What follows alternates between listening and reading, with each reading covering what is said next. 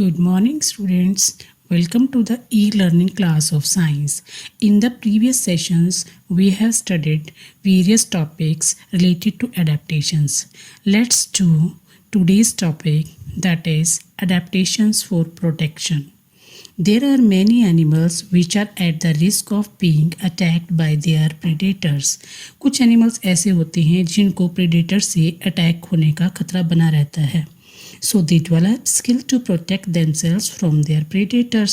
तो वो अपने अंदर कुछ ऐसे स्किल्स प्रोड्यूस कर लेते हैं ताकि वो प्रेडेटर्स से अपने आप को बचा सके. Scorpions, bees and wasps have a poisonous stings which release poison when they are attacked by their predators. Scorpion, bees and wasp उनके पास poisonous stings होते हैं. जब भी कोई उनको प्रेडेटर अटैक करता है तो अपने स्टिंग्स में से वो पॉइजन रिलीज करते हैं, निकालते हैं. Snakes have poisonous teeth called fangs. Snake की पॉइजनस टीथ होते हैं जिन्हें हम फैंग्स बोलते हैं. When they are in danger or attacked by the predators, they inject deadly poison into the body of the predator. जैसे ही उन पर अटैक होता है, प्रेडेटर अटैक करते हैं, तो वो अपनी बॉडी में से पॉइजन निकाल करके टीथ से उनकी बॉडी में इंजेक्ट कर देते हैं. Animals such as beetles pretend to be dead to trick their enemies. कुछ एनिमल्स जैसे बीटल्स अपने आप को ऐसे शो करते हैं जैसे वो डेड हों ताकि एनिमल्स से वो अपने आप को बचा सकें. The house lizards break off its tail when attacked by its enemy. जो हाउस लिजर्ड होती है वो अपनी टेल को ब्रेक ऑफ कर देती है, यानी कि तोड़ देती है ताकि वो एनिमल के अटैक से बच सके. The tail continues to move itself. जो टेल होती है वो कंटिन्यू मूवमेंट करती रहती है. And while the lizard escapes. और लिजर्ड अपने आप को बचा करके निकल जाती है. The lizard grows a new tail later. जो लिजर्ड होती है बाद में अपने टेल ग्रो कर लेती है.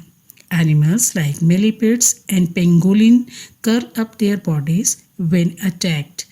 Animals like millipede and pangolin, जंगली lizard जो होती है उसको pangolin बोलते हैं, वो अपनी बॉडी को कर्ल अप कर लेते हैं, coiled कर लेते हैं. They cheat their enemies by pretending a different body shape. अलग अलग बॉडी शेप में अपने आप को मोल्ड कर लेते हैं और अपने एनिमीज को धोखा दे करके अपने आप को बचा लेते हैं. Animals like cuttlefish and octopus release a cloud of black ink-like substance when attacked. Cuttlefish और octopus एक black ink substance रिलीज करती हैं जब भी उस पर अटैक होता है. This creates confusion for the predator and they find time to escape. वो ऐसा करके predator को confuse कर देती हैं और अपने आप को बचाने का उन्हें समय मिल जाता है. Animals like grasshoppers conceal their presence in their surroundings due to their body colour. Grasshopper अपने आप को छुपा लेता है सराउंडिंग का फ़ायदा उठा करके. जैसे example is there, it is not easy to locate a green grasshopper on green grass. जैसे ग्रास होपर जो होता है वो ग्रीन कलर का होता है और ग्रास भी ग्रीन कलर की होती है, तो उसकी कलर की वजह से वो आइडेंटिफाई नहीं हो पाता और वो बच जाता है. Animals like the chameleon have the ability to change their body colour according to their surrounding. Chameleon एक ऐसा एनिमल है जिसके अंदर एबिलिटी है अपनी बॉडी के कलर को चेंज करने की, so that they become unnoticeable to their enemies, ताकि एनिमी उसको नोटिस ना कर पाए, ना पहचान पाए.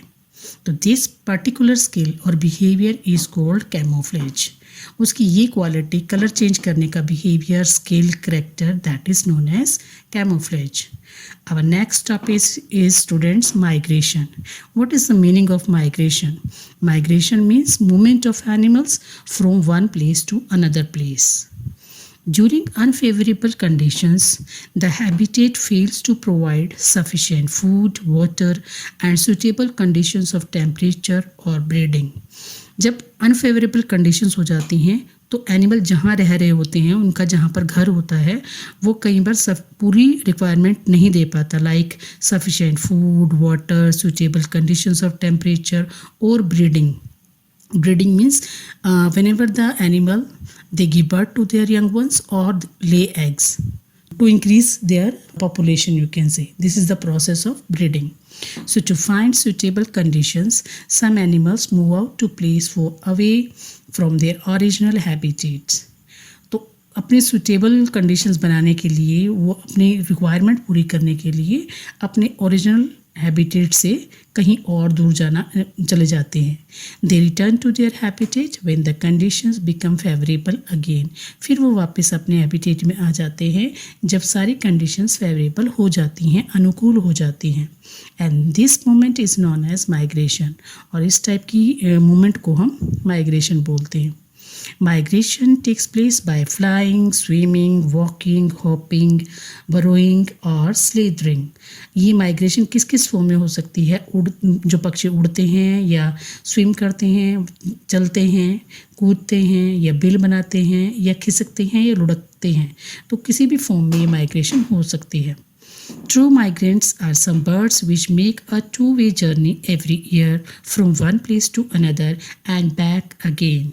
जो ट्रू माइग्रेंट्स होते हैं वो बर्ड्स होते हैं, वो टू वे जर्नी करते हैं. मीन्स एक बार अपने हैबिटेट से कहीं पर भी जाते हैं अपनी ज़रूरत के लिए, दोबारा फिर अपने घर पे आते हैं. तो this is known as two way journey. Some birds travel in large flocks so that they can take care of sick, hurt or tired member of their group. कुछ birds flock means group में चलते हैं. क्यों चलते हैं?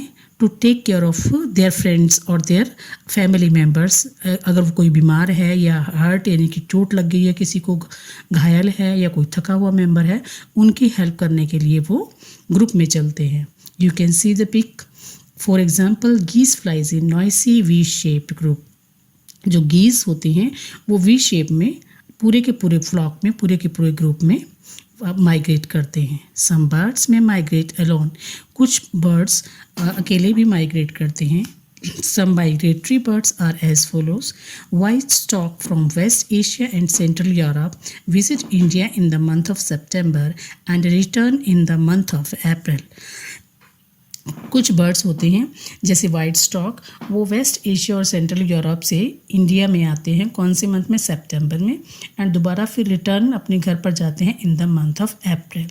In the same way there are some other birds also like spotted sandpipers from Europe and northern Asia visit India in the month of September and return in the month of April. And the next one is rosy pastors from Eastern Europe and Central Western Asia visit India in the month of August and they returned in the month of April. Brown-headed gull from Central Asia and Tibet visit India in the month of September. They return home in the month of April. Mostly all the birds, they come in September or August and return back to their home in the month of April. So you can see the pics of these birds, students. This is white stork, spotted sandpiper, rosy pastor, brown-headed gull. But do you know, students, how these birds find their way back to the same place?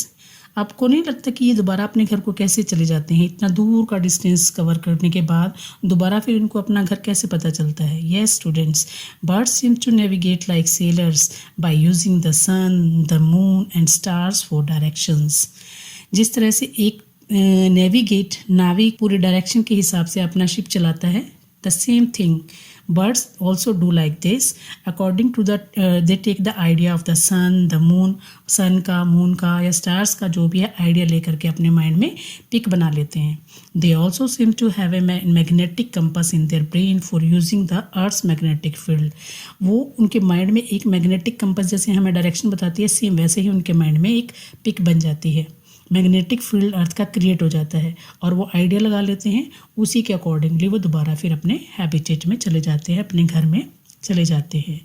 Next is the mammals like some bats and whales travel in search of food each winter में कुछ mammals like bats और whales ये भी अपने खाने की तलाश में ये माइग्रेट करते हैं. Many fishes also migrate. They may swim or move into deeper and warmer water. कुछ फिशेस होती हैं वो माइग्रेट करती हैं क्योंकि ऊपर का जो सरफेस होता है विंटर में बहुत ठंडा हो जाता है और ठंड से बचने के लिए क्या करती हैं ये और डीपर बहुत ज़्यादा गहराई में चले जाती हैं जहाँ पर उनको पानी गर्म मिलता है. तो in this way fishes migrate in a deeper water. An eel spends his life in fresh water till adulthood. जो eel है that is a type of snake like fish. This spend his maximum time in fresh water till adulthood, यानी कि जब तक वो mature नहीं हो पाते तब तक वो फ्रेश वाटर में रहती है. But whenever it become adult for breeding it migrates to the Sargasso Sea in the North Atlantic के Sargasso Sea में चली जाती हैं, only for lay eggs, only for breeding. And salmon does just opposite of the eel. It lives in the sea till it reaches adulthood. Semen जो होती है बिल्कुल opposite होती है ईल के. ईल जो है फ्रेश वाटर में रहती है और सी में बाद में जाती है ब्रीडिंग के लिए, लेकिन इसमें उल्टा है.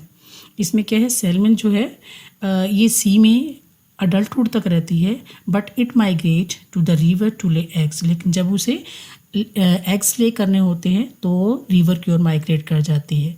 The young salmon which hatch from the eggs return to the sea. जैसे ही सेमन बेबी सेमन उसके एग में से निकलता है दोबारा फिर वो सी में चले जाते हैं, लेकिन तब तक रहते हैं सी में जब तक वो अडल्ट ना हो जाए. They again go to the river in about 2 years to lay eggs when they become adult. Near about 2 years के बाद दोबारा फिर जब वो एडल्ट हो जाते हैं, whenever there is a need for breeding और there is a need of laying eggs, they again come to the river to lay eggs. So students, chapter is over here. I hope you might have understood all the topics. Read this chapter properly. If you are having any queries, any doubts, you can ask during online class. Thank you. Have a nice day.